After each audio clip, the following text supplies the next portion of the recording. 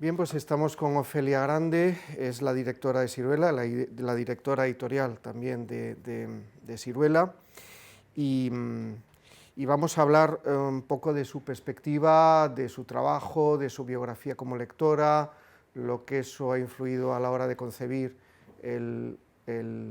la profesión de editora.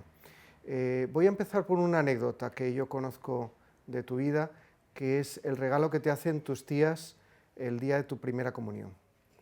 ¿Qué tal, Luis? Buenos días. Sí, bueno, es una historia un poco naif, divertida. Pues tenía yo 8 años, era mi primera comunión, y Celia y Rosy, propietarias junto con Jesús de la librería Sánchez Ruy Pérez, propietarios de la librería Cervantes, hermanos de Germán Sánchez Ruy Pérez, mi tío y padrino, me dijeron que pasara por la librería a recoger mi regalo de primera comunión. Cuando llegué allí me dieron una caja, la típica caja de cartón, de embalar libros, grande, o yo la recuerdo muy grande, no sé cómo sería, pero la recuerdo bastante grande, y me dijeron que podía llenarla con lo que quisiera de la librería, pero ni una sola cosa más. Tenía que estar la caja llena, pero nada más. Me pasé allí una tarde absolutamente angustiosa pensando qué ponía, qué quitaba, quitando cosas para meter otras, y de ahí salieron, que las tengo en mi casa todavía, pues las colecciones de las mellizas O'Sullivan en Santa Clara, de Puck, de los 5, de los 7 secretos, de los 3 investigadores, que eran mis favoritos, y bueno, pues recuerdo eso con mucho cariño, la verdad. En el fondo podríamos decir que tú empiezas ya a entender que una parte de tu vida va a ser seleccionar. Sí, efectivamente. Seleccionar, pero yo creo que eso es una parte de la vida de todo el mundo. Cada vez que hacemos una elección vamos dejando atrás otras cosas, y lo importante es no atormentarnos pensando qué habría pasado si hubiera elegido esto, qué habría pasado si hubiera publicado este libro, que es una cosa que nos preguntan muchas veces. ¿Algún libro que vosotros hayáis rechazado ha sido luego un bestseller? Pues seguramente alguno. Lo que no sé es si habría sido un bestseller si lo hubiéramos publicado nosotros, o al revés, o libros que en Siruela han funcionado muy bien, incluso han sido bestsellers, quizá publicados en otro sello no habrían funcionado así. La vida son elecciones, y tú vas construyendo sobre las elecciones que haces. Tú eres una lectora desde pequeña. Es algo que tiene que ver también con la suerte de poder acceder al mundo de la lectura desde pequeña, de forma que no resulta algo artificial para ti, ¿no? O sea, tú siempre has tenido los libros a tu alrededor, ¿no? Sí, el hecho de venir de una familia de editores pues hace que los libros sean algo muy presente. No solo el libro, sino las conversaciones sobre libros, las conversaciones sobre autores. Bueno, pues al final los autores, o algunos autores, pasan a ser parte, no sé si de la familia, pero casi, y se habla mucho de ellos, y bueno, empiezas a entender cómo funcionan sus mentes, si es que somos capaces de entender cómo funcionan las mentes de los autores, de los editores. Bueno, pues al final vives en una familia de libros y convives con ello todo el tiempo. Entonces, desde pequeña me ha parecido una cosa perfectamente natural, y me gustaba leer. Yo recuerdo, por ejemplo, de pequeña tenía muchas infecciones en la garganta y me tenían que hacer análisis de sangre con cierta frecuencia, y me daba pavor, me sigue dando, de hecho. Y siempre mi madre me decía, bueno, cuando salgamos del análisis te compro un libro. Y entonces iba como mucho más contenta al análisis de sangre, y luego íbamos por la librería Cervantes de Salamanca y comprábamos el libro que correspondiera en ese momento. A mí me genera mucha curiosidad, y supongo que a quien vea este vídeo también le ocurrirá lo mismo, saber que tú con 15 añitos estuviste en la feria. Estoy viendo una fotografía de Germán Sánchez Ruy Pérez en la librería que tienes detrás. Germán obviamente es el creador de nuestra fundación. ¿Fuiste con él? ¿Acompañaste a tu tío? Bueno, Germán, cuando yo era niña, me llamaba editorilla. Siempre me decía, tú vas a trabajar conmigo, vas a ser editora, te gustan los libros. Y bueno, y al final fue así, aunque por el medio hubiera otro tipo de de cosas. Y con 15 años me llevaron a la feria de Frankfurt y con 16 a la feria de Bolonia.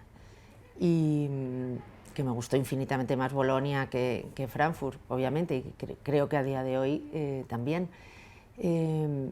Pero me quedé fascinada y abrumada por lo que la feria de Frankfurt significa.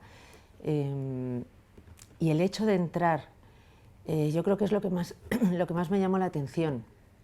Entrar en ese bar del Hotel Frankfurter Hof por la tarde-noche y ver ahí sentados a los autores importantes, a la gente que conoces, o sea, que sabes quiénes son, no que conoces, sabes quiénes son porque es el autor de tal cosa o tal otro autor, y verlos allí sentados, pues tomándose un gin tonic y hablando con otros autores o con editores, eso, bueno, eso es una experiencia que te deja marcado más aún que la propia feria, con todo lo que tiene de impresionante, de sobredimensionada y de todo.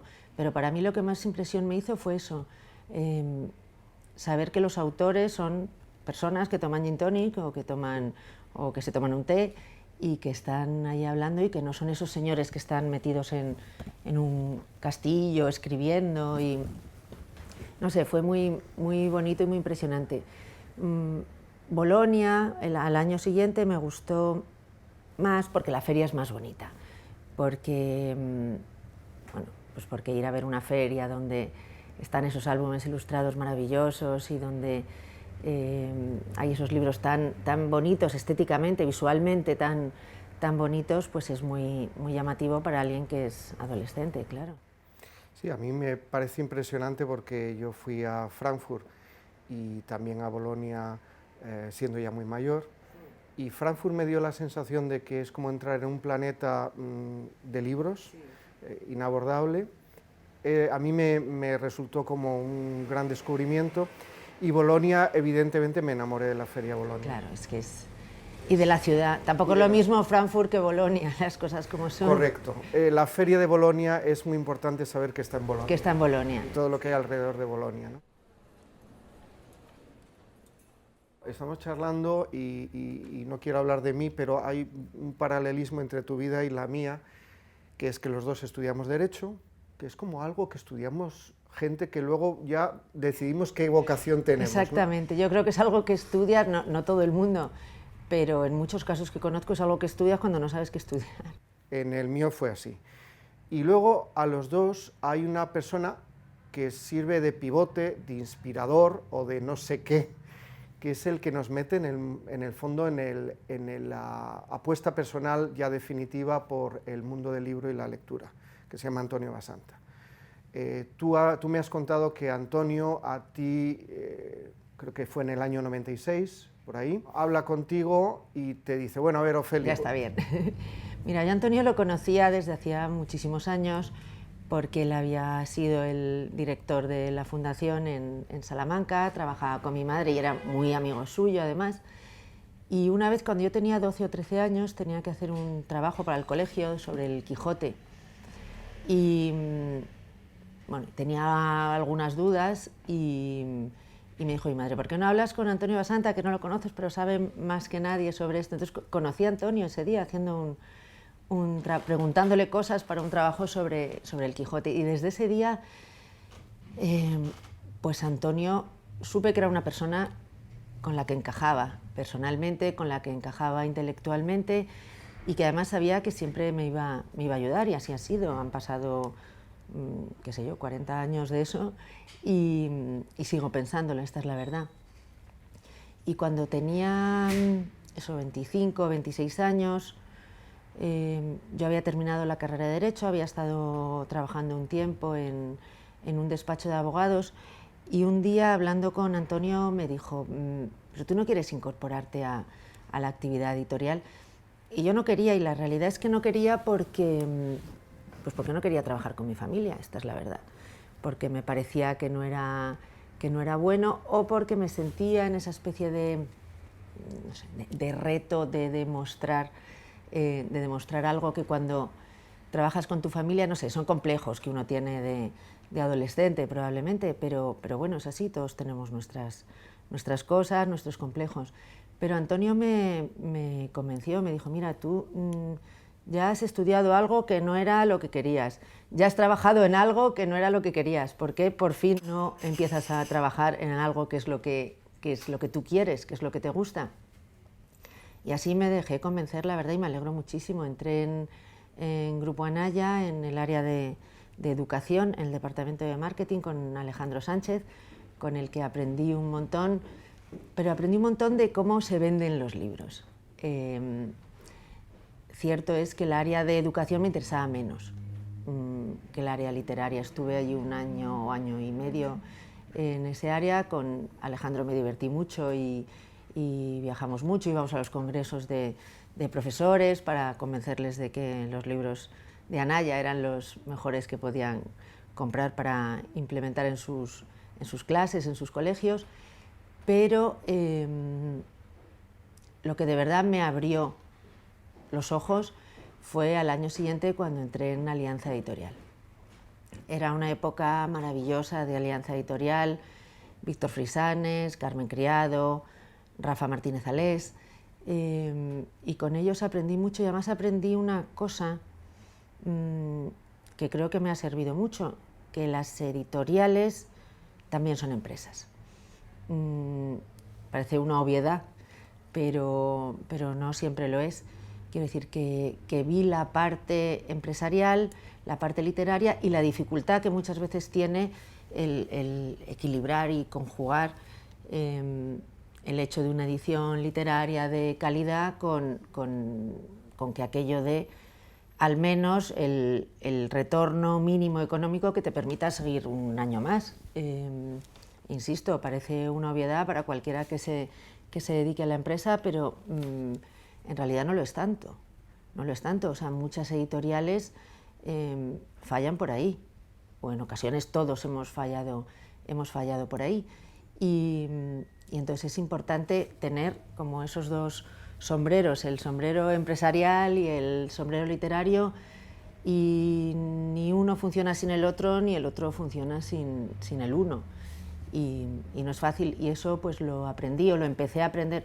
Yo creo que lo he aprendido con la experiencia de los últimos 22 años en Siruela, pero empecé a aprenderlo en esos 2 años que estuve en Alianza Editorial, que fueron absolutamente maravillosos.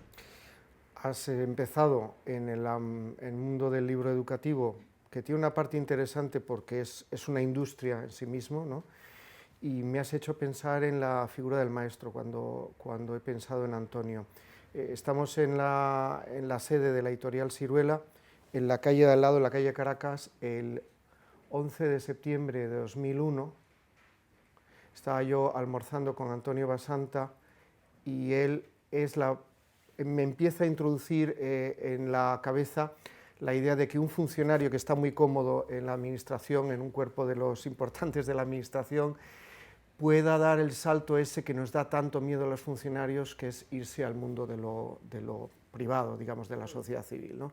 En tu caso ocurrió algo similar, porque has hablado con mucha claridad de lo que te disuadía de entrar en el mundo editorial, pero quería detenerme un momento en la parte de los maestros, del mundo de la educación, puesto que estamos hablando todavía de tu etapa formativa. Bueno, yo opino que la realidad es que el papel es importantísimo, el de los docentes, aunque desde luego el papel de los padres es más importante todavía, y el ejemplo. Pero es verdad que los docentes no siempre eligen bien, o eligen con cuidado, o eligen con interés los libros que mandan leer a sus alumnos. Hay algunos libros que tienen un efecto disuasorio total, o sea, todos lo hemos visto, tanto cuando hemos sido niños y adolescentes nosotros, como lo vemos ahora en nuestros hijos. Yo creo que los docentes necesitan ayornarse o tener una formación en lectura, saber qué libros pueden interesar a la gente de las generaciones de los niños a los que están dando clase, y no siempre es fácil. Es verdad que hay determinadas cosas que hay que leer o que hay que haber leído. O sea, creo que es mejor que lean algo, aunque sea malo, o aunque sea malo desde el canon literario, que no lean nada. Si tú eres capaz de enganchar a leer a un niño a través de, qué sé yo, qué cosas que a lo mejor nos echaríamos las manos a la cabeza, ese niño acabará leyendo otras cosas y acabará disfrutando de otras cosas. Lo importante es que yo creo que disfrute de la lectura, que le parezca algo en lo que ocupar su tiempo de ocio, no algo que lees porque te lo mandan en el colegio y te van a hacer un examen sobre el Lazarillo o la Celestina o lo que sea, sino algo que además te divierte, que no tiene por qué ser opuesto a los videojuegos, a las series de Netflix, a salir con tus amigos. Quiero decir que en la vida hay tiempo para todo, si te sabes organizar. Entonces no es decir que no vean series, solo lean, no, que simplemente pues poder hacer un poco de todo. Y eso solo se consigue si lo consigues a través de libros que a ellos les gusten, o con los que se sientan identificados, o que los vean de su generación, o que cuenten historias que a ellos les interesan, y eso no siempre es fácil. Estamos hablando del papel central de la lectura en el aprendizaje, yendo otra vez a tu derrotero, a tu decurso profesional. En tu aprendizaje has dicho una cosa que me parece muy interesante, que es que entendiste que una editorial también es una empresa. Esto, si hablamos en un ámbito, pues no sé, el de los fabricantes de rodamientos, no hay que insistir tanto en ello, pero el mundo del libro tiene una parte vocacional. Y hay personas incluso que tienden a otorgarle un papel básicamente del 100% a esta vertiente, y pueden olvidarse de que al final las empresas editoriales o libreras tienen que ser sostenibles, ¿no? Eso es Alianza, tu época en Alianza Editorial, lo que te hace entender lo que es una empresa, ¿no? Bueno, yo no entendía muy bien el criterio para decidir qué tirada se hacía de un libro, me costó entenderlo, y de hecho a día de hoy a veces también me sigue costando entenderlo. El criterio para elegir este papel y no otro, el criterio para encargar tal traducción, bueno, el criterio o los criterios, porque hay muchos factores que influyen a la hora de decidir un papel o a la hora de decidir una tirada, y sobre todo el saber que como editor tú tienes que querer vender. O sea, la gente, a mí me pasó, y hace no tantos años, nos llegó un manuscrito de un autor conocido, premiado por premios famosos, que había escrito un libro, según él, muy raro. Así lo ponía, entre comillas, muy raro. He escrito este libro, es muy raro, creo que tiene muy pocas posibilidades comerciales y os lo mando a vosotros porque vosotros no queréis vender. O algo así, no sé cómo era exactamente la carta, pero era algo así. Su introducción era tratando de explicar que este libro era mejor que todo lo otro que había escrito desde el punto de vista literario, según su opinión, pero que no iba a vender nada, y por eso nos lo mandaba a Sirola en lugar de a su editorial habitual, sello de un gran grupo. Error. O sea, nosotros no es que no queramos vender, lo que no estamos dispuestos es a publicar cualquier cosa para vender. Eso es distinto. De lo que queremos publicar, claro que queremos vender mucho, queremos vender muchísimo, queremos vender millones de ejemplares. Lo que no queremos vender es de cualquier cosa, y eso es lo que creo que tiene que estar en la cabeza de un editor, y de un editor el que sea, quiero decir.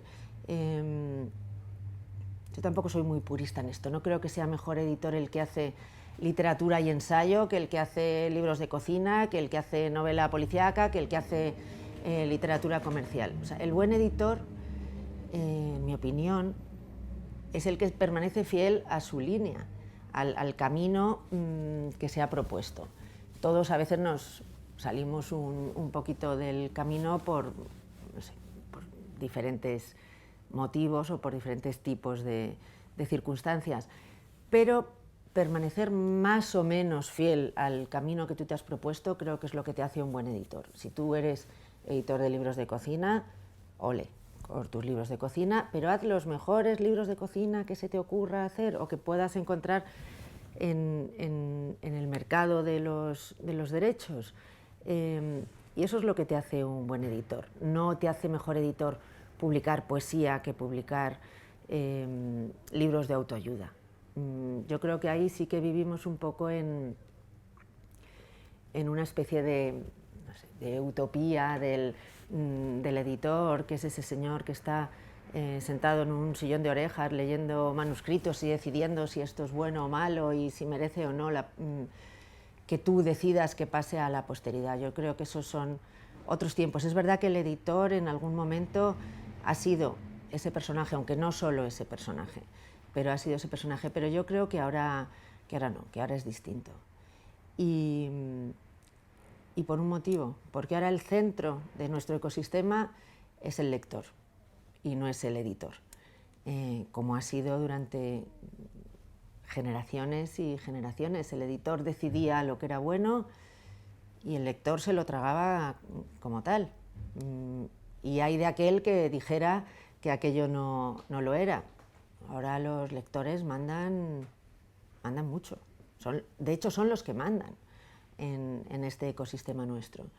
Y eso nos ha hecho dar un giro a todo, bueno, pues desde el decidir qué se publica hasta decidir cómo se vende, hasta decidir de qué forma te diriges al lector. Eso ha cambiado muchísimo en los 22 años que llevo yo en Siruela. Yo cuando entré en Siruela rezábamos para que tal crítico literario te hiciera la reseña de tu libro en Babelia y que fuera buena, y esto suponía que a lo mejor vendías una edición. Eso yo lo he visto, con libros que han vendido, yo qué sé, 1.500 o 2.000 ejemplares en la semana posterior a una crítica de tal señor en tal suplemento. Eso ahora no pasa de esa manera. Hay tantísimas vías y tantísimas fuentes por las que informarte de la existencia de un libro, y tanta gente opinando sobre si ese libro es bueno, malo, regular, es medio pensionista, que bueno, pues que la opinión de la crítica literaria, como la opinión del editor, como pues tiene un porcentaje de valor muy inferior al que tenía hace 15 o 20 o 25 años.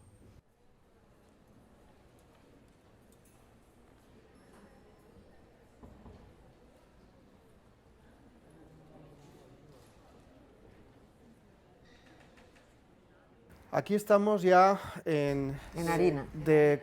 Con tu obra, en el fondo, con la obra de grandísimos autores, con grandes escritoras, un equipo que tienes de profesionales que yo creo que probablemente explica en buena medida la calidad de lo que has conseguido. Vamos a tratar de explicarle a la gente que nos está viendo qué es Siruela y cómo Siruela es lo que es ahora. Porque tú entras en Siruela en el año 2000, con esas prevenciones que tú tenías por la relación con la familia y para aprender. Entonces estaba todavía el creador de la editorial Siruela. Y bueno, ¿cómo son tus primeros 3 años viendo lo que es esto? ¿Cómo era esa Siruela?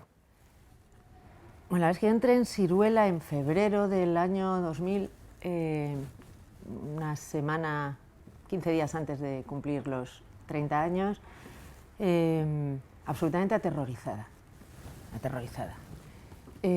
¿Aterrorizada por qué? Pues porque tenía poca experiencia y porque me enfrentaba a un reto que era enorme, que era representar la parte accionarial de Germán Sánchez Ruy Pérez dentro de la editorial.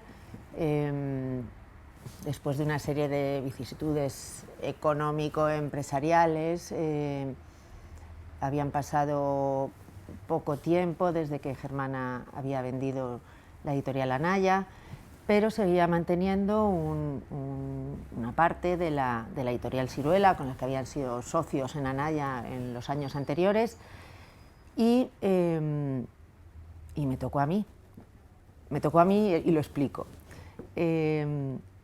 Germán quería una persona de su confianza, de su familia, y Germán era muy echado para adelante.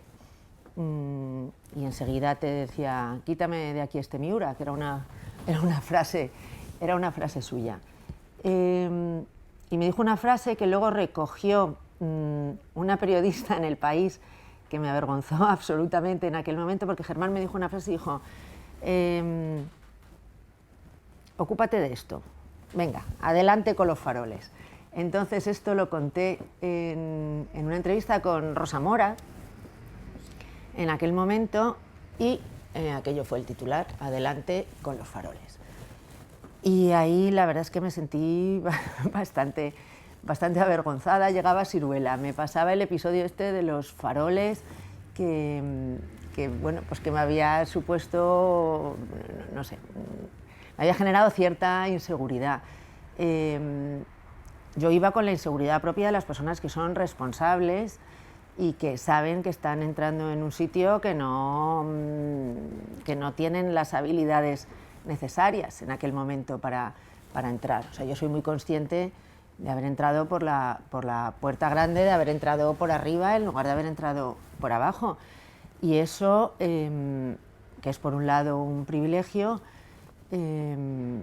por otro lado, si eres una persona responsable, como yo lo soy, y ya lo era antes, y lo era desde que tenía 2 años y desde que tengo uso de razón, pues eso te genera mucha inseguridad. Si esto supone, además, que tu trato diario con el fundador de la editorial Siruela, Jacobo Siruela, editor legendario, persona conocida por su buen gusto literario, por sus conocimientos, bueno, y por otras muchísimas cosas, pues la verdad es que yo llegué bastante intimidada, procurando que no se me notara demasiado, aunque creo que se me notaba un poco, lógicamente, y bueno, y así me pasé por lo menos los primeros 6 o 7 meses, que me suponía una zozobra y taquicardia ir todos los días a trabajar. Estaba feliz, estaba aprendiendo muchísimo. El contacto con esa editorial me estaba generando de verdad carga de energía, pero seguía teniendo mucho miedo. Miedo a defraudar a quien me había puesto ahí, miedo a no hacer las cosas bien, miedo a que bajo mi responsabilidad Siruela bueno, pues hiciera cosas que no gustaran o que tal, y alguna de ellas pasó. Y alguna de ellas pasó y otras que se las inventaron, también es verdad. O sea, yo me sentí en aquel momento muy observada. Observada con prejuicios, además. Y eso, claro, por un lado te genera esa inseguridad de la que hablaba, pero por otro lado te pone las pilas. Y piensas, bueno, pues vamos a tratar de demostrar que los prejuicios de determinadas personas... Claro, exactamente. Y ahí me sentí muy apoyada, además por Antonio Basanta, que es la persona que siempre he tenido ahí como en la recámara, sabiendo que podía confiar en él, aunque solo fuera para hacerme reír en un momento y darme los ánimos y la energía que necesitaba, o darme un buen consejo. Una persona que ahí me ayudó mucho y que quiero decirlo públicamente porque fue Miguel Visor, Miguel García. Era nuestro distribuidor, uno de nuestros distribuidores, vamos, sigue siéndolo, su empresa, Antonio Machado Libros, y fue una persona que bueno, pues que me ayudó mucho y me dio muchas veces la tranquilidad y la seguridad que necesitaba para según qué decisiones, y siempre le estaré agradecida a Miguel, porque en un momento en el que sentía que poca gente confiaba en mí, bueno, pues Miguel lo hizo. Ahora pienso en esa época y bueno, me da cierta ternura. Han pasado 22 años, aquí seguimos, contra los agoreros que pensaban que Siruela, bajo mi responsabilidad, se iba a vender a un gran grupo en 6 meses o no iba a ser capaz de salir adelante. Bueno, pues aquí seguimos. Me encanta la transparencia con la que cuentas esto, porque estaba pensando mientras te escuchaba, uno, estás hablando con un fan de Siruela, pero fan desde que era un crío y leyó Sir Gawain el Caballero Verde, con lo cual, digamos, estoy diciendo que yo era un fan, seguramente escéptico, respecto a alguien que va a suceder a Jacobo Siruela. Yo en aquella época ya estaba en el Ministerio de Cultura, teníamos mucho lío como para ocuparnos aquí de pero me acuerdo cosas. lo de Rosa Mora, me acuerdo perfectamente de eso. Ahora vamos a hablar de los motivos por los cuales yo soy un mega fan ahora de Siruela. Es decir, yo creo que Siruela para mí era, yo era el típico lector de Siruela, persona que venía de la infancia, los libros de caballería, cosas muy especiales, no sé qué, no sé cuántos, pero ahora Siruela, yo creo que la fuerza que tiene es la que tú le has dado y tu equipo, que es la extensión del catálogo para transformarla en una editorial. Yo creo que tiene un significado muy diferente al que tenía en el mercado editorial español en el año 2003, vamos a decir. ¿Lo ves así? Vamos a hablar un momento, o el tiempo que haga falta, del catálogo. O sea, el trabajo de la editorial, de la editora, para conformar esa seña de identidad, entender qué es ahora el mercado. Bueno, yo una de las cosas que me propuse en su momento era ampliar nuestros intereses. De hecho, muy pronto, al cabo de año y medio, surgió la colección Nuevos Tiempos, la colección de narrativa contemporánea, pues la serie policíaca. Bueno, quizás abrimos la editorial a un grupo de lectores más amplio. Esto no es ni bueno ni malo, es simplemente diferente. A mí me gusta presumir ahora de que cualquier lector de cualquier cosa puede encontrar en Siruela el libro que le interese. Tenemos un catálogo muy diverso para el tamaño mediano que tenemos como editorial, muy diverso y muy diversificado. Colecciones de ensayo más divulgativo, de ensayo más duro, de narrativa contemporánea, de clásicos, de novela policíaca, literatura infantil y juvenil, álbumes ilustrados. Y me gusta pensar eso, que alguien coja el catálogo de Siruela y encuentre seguro por lo menos un libro que le va a gustar. Y seguro que muchos más, pero por lo menos uno. Un libro que le interese. Si alguien llega a una librería y pregunta, quiero leer o quiero regalarle a mi hija de 14 años un libro, que el librero, si quiere, lo puede encontrar en el catálogo de Siruela. Y eso me gusta pensarlo. Un amigo de un gran grupo español me dijo un día, bueno, vosotros que tenéis maneras de gran grupo. Sí, y me parece bien, además, pensarlo. O sea, creo que no es que queramos convertirnos en un gran grupo, pero que, bueno, que es aspiracional, querer crecer, pues lo que hablábamos antes sobre vender mucho o vender poco. Querer crecer sin mover demasiado nuestras líneas matrices, creo que no solo es legítimo, sino que además es divertido, es motivador, es lo que como empresario, y eso sí que es la parte empresarial, es lo que como empresario te motiva a venir todas las mañanas a trabajar. Luego hay otras motivaciones, que son las editoriales, las literarias, publicar tal libro, conocer a tal autor, hacer un bonito trabajo de edición con este libro. Eso es un tipo de motivaciones que son las que te hacen ser editor y querer seguir siéndolo cada día. Pero luego está otra motivación, crecer como empresa, que a mí personalmente me divierte mucho. Antonio Basanta siempre me dice que hay veces que me ve una mentalidad de tendera, y quizás es verdad, y además me parece bien, me divierte y me motiva. Antes has hablado de que tenéis un catálogo, y estoy de acuerdo contigo, en el que caben muchos tipos de lectores. Puede haber una lectora aficionada a la novela policíaca que va a encontrar cosas contemporáneas, pero incluso un lector o una lectora aficionados a los clásicos de la novela policíaca y ahí encuentra otra cosa diferente. Pero, ¿y qué me dices de la gran fortaleza que desde mi punto de vista como lector tiene Siruela? Que es que hay lectores que pueden ser multifacéticos, que lo que encuentran en Siruela puede llegar a ser fascinante porque encuentran muchas de las cosas, como cuando vas a los grandes almacenes, que les interesan. Vas a Harrods y entonces encuentras cosas buenas de distinta naturaleza, pero buenas.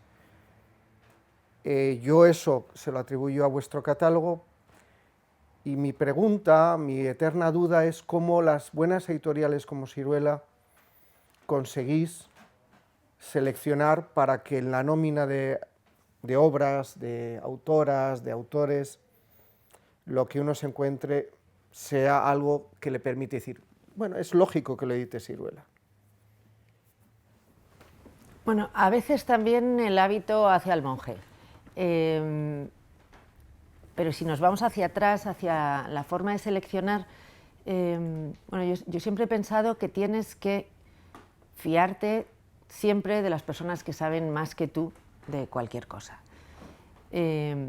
Fiarte no quiere decir hacer exactamente lo que te digan, pero sí tener esa, bueno, pues esa capacidad de ir empapándote de lo que otras personas te enseñan.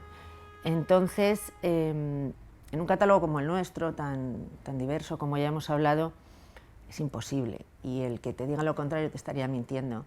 Que alguien sepa lo mismo de literatura infantil y juvenil, que de ensayo filosófico, que de narrativa contemporánea, que de lo que sea.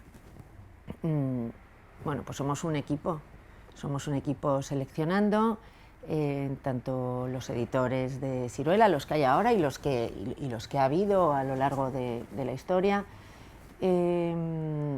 directores de colección también, personas externas, te fías a veces de las recomendaciones de otros autores, bueno, de lo que ves en catálogos de editoriales extranjeras que admiras y que te son afines en todo o en parte del catálogo. Bueno, pues con todo esto es una labor de tener abiertos los ojos y los oídos, ir enterándote por aquí y por allá y luego, bueno, y luego de tener un gusto determinado que compartes. Bueno, pues porque al final se acaba compartiendo el gusto con las personas de tu equipo y ir decidiendo entre todos. Yo siempre digo que esta labor no es una labor unipersonal, ni muchísimo menos, ni creo que deba serlo. Si eres una editorial pequeña y publicas a lo mejor, yo qué sé, 8 o 10 títulos al año, es muy probable que todos vengan de la cabeza o de la búsqueda de una sola persona. Cuando publicas 80, 90, 100 novedades al año, creo que es evidente que viene de la cabeza y de la forma de trabajar de un equipo de personas. Y si no es evidente, lo cuento aquí. Es así. Es así. Y yo, fíjate, creo que uno de mis talentos en la vida, y te diría que quizá el único, no lo sé, es saber percibir el talento en los demás. Y creo que eso es muy importante cuando tú diriges equipos. El talento en los demás no solo en los autores, sino en las personas que van a decidir también, junto contigo, qué autores se publican. Y te digo, en ese área y en todas las áreas de la editorial. O sea, yo creo que tenemos un equipo extraordinario en todas las áreas, el área financiera, el área comercial, en comunicación, en edición. Yo estoy, iba a decir muy satisfecha, la palabra satisfecha se queda corta, estoy muy orgullosa del equipo que hemos formado y que hemos ido formando a lo largo de los años, con nuestras cosas, que también las tenemos, pero verdad, me gusta pensar que somos un equipo que trabajamos bien juntos y que gracias a este trabajo que hacemos bien juntos, pues salen cosas muchas veces extraordinarias. Sobre el catálogo tengo una duda un poco rara, una pregunta un poco rara que te voy a hacer. Rara quizás porque la haga yo, que a lo mejor uno no es muy consciente de estas cosas.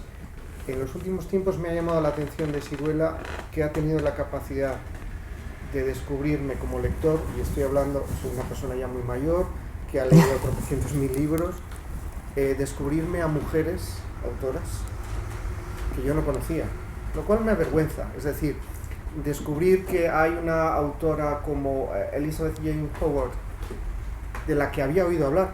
Había oído hablar por Martin Amis, por su padre,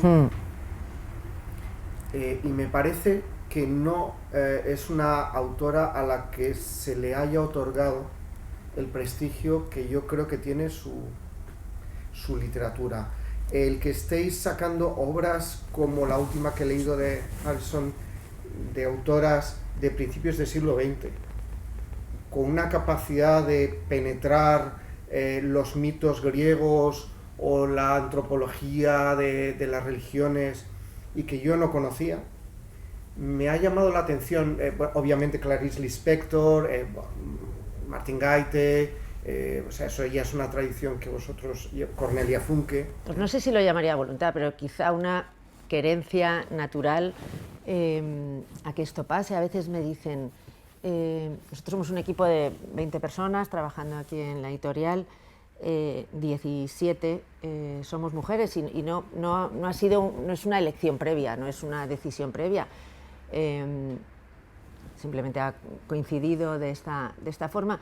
Y aunque insisto, a lo mejor también, sin darme cuenta, tengo una querencia natural a ello.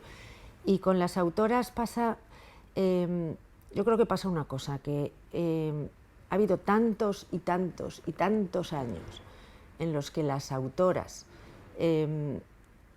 habían quedado o han quedado eclipsadas por el hecho de ser mujeres, ocultas, apagadas, en un caso como el de Elizabeth Jane Howard, encima por ser mujer de quien era y madrastra de quien era, que al final por una serie de motivos pues muchas han quedado ocultas, pero es que hay muchísimas, muchísimas que encontramos y muchísimas que están por encontrar.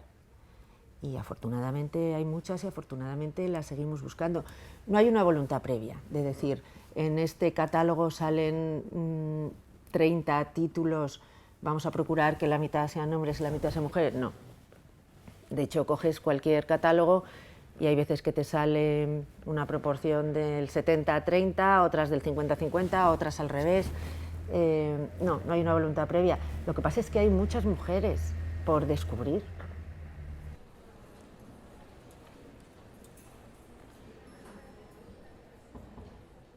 Desafíos, los editores ahora tenemos muchos. O sea, el primero es, evidentemente, sobrevivir, construir nuestro catálogo un año más, un trimestre más, y tratar de que nuestros autores, sobre todo los que han vendido mucho, se sientan cómodos, se sientan felices, se sientan bien tratados en nuestra casa y no se quieran ir a otra. Eso es un desafío diario. El siguiente desafío es la presencia, esto que tú hablabas, la presencia o la difusión o la forma de dar a conocer nuestros libros. Hemos tenido que cambiar nuestras formas de hacerlo. Ahora es más importante probablemente una buena campaña en Instagram que un anuncio en no sé qué diario.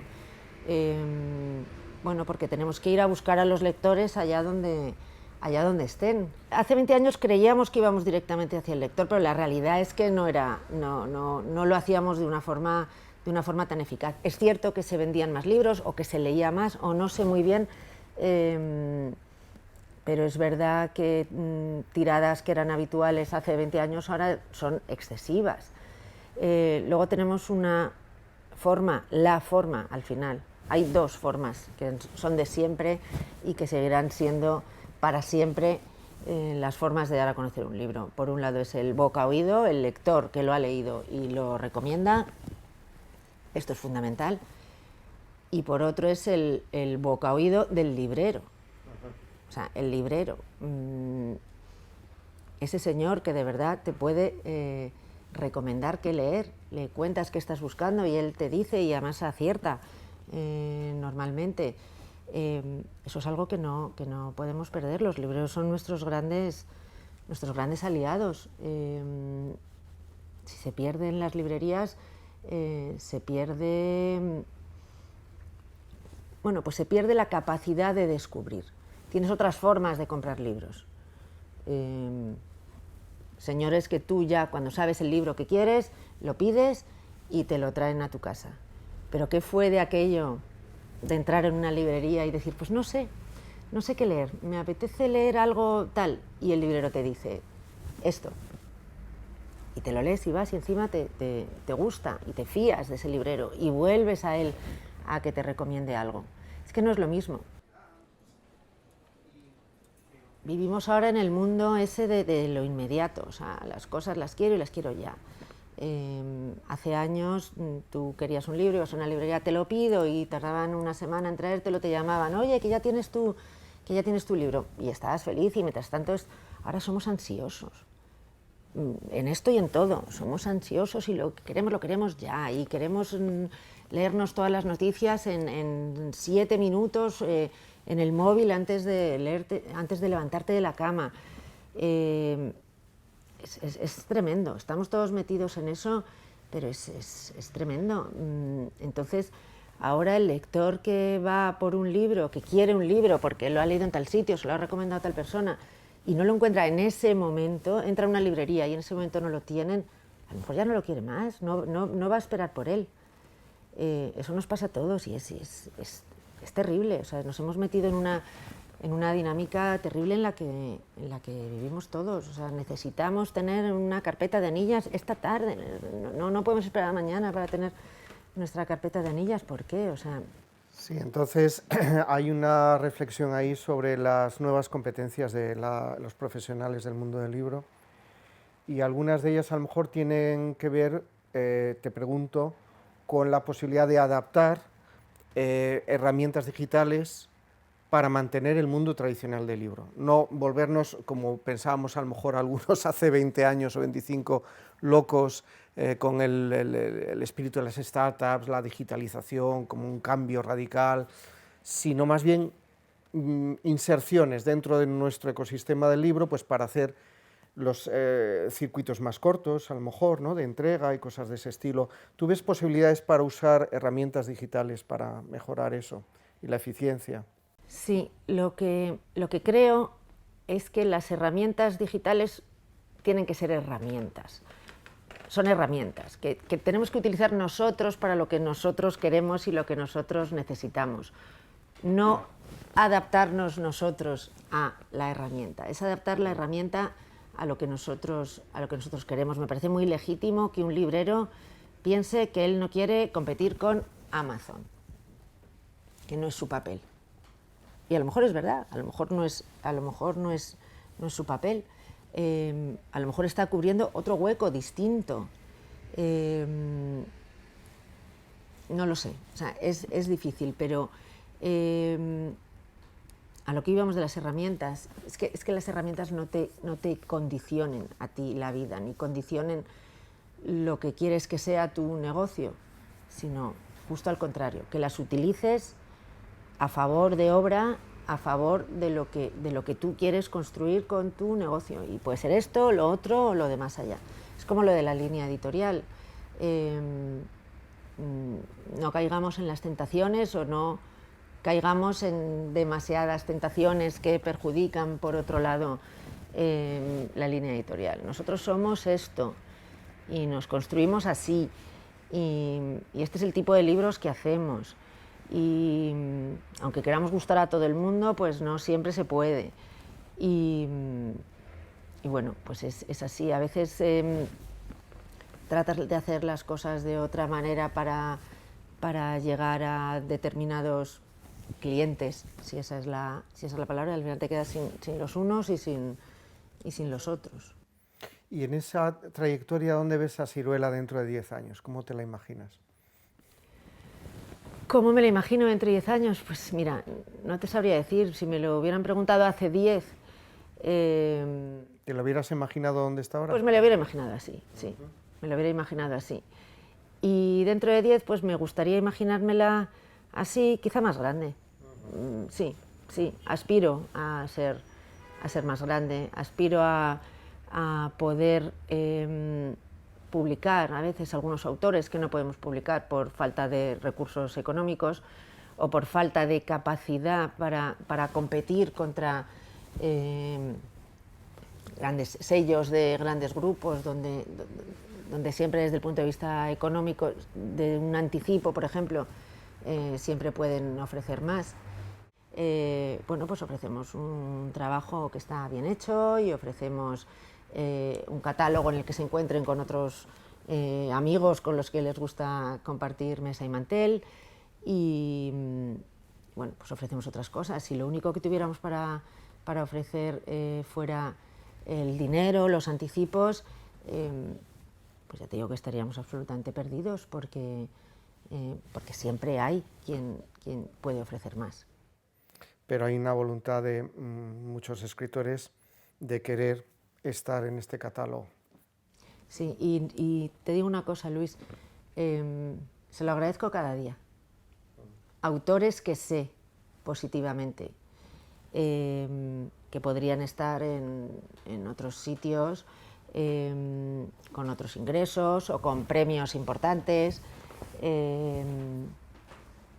pues sí, se lo agradezco todos los días. A algunos se lo digo y a otros no se lo digo, pero se lo agradezco igualmente.